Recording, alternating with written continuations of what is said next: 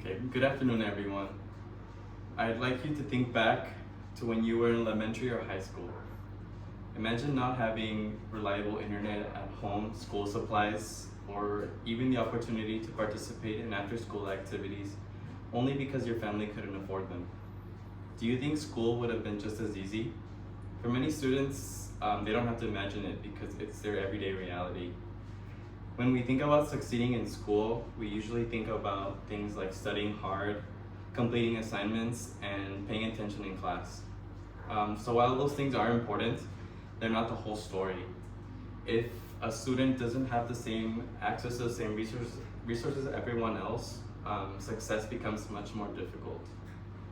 So today I want to persuade you to take action to advocate to improve educational opportunities for students with low-income families. First, I am going to discuss the challenges they face. Then I am going to talk about why these challenges exist. And then the third thing I will talk about are the things that we can do to make a difference. So the problems. Students from low-income families often have fewer educational opportunities and resources, making it harder for them to succeed in school.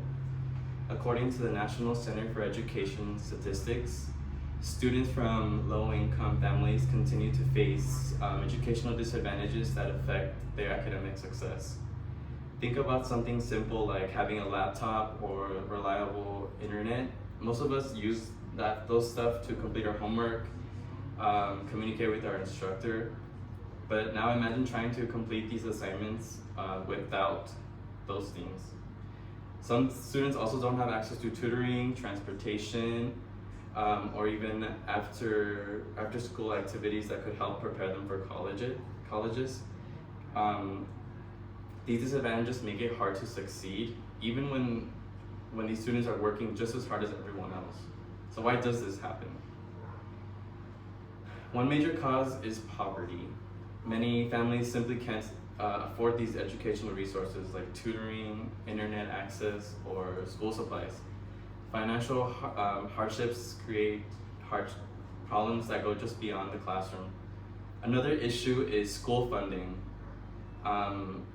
Schools within lower income communities have limited opportunities than schools in wealthier neighborhoods. And this doesn't mean that these students are less capable, it just means that not everyone starts with the same opportunities.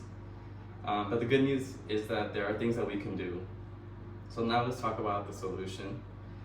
As college students, we have the opportunity to make a difference. One way is by volunteering to be a mentor or helping other younger students with their homework. Another way is by donating school supplies.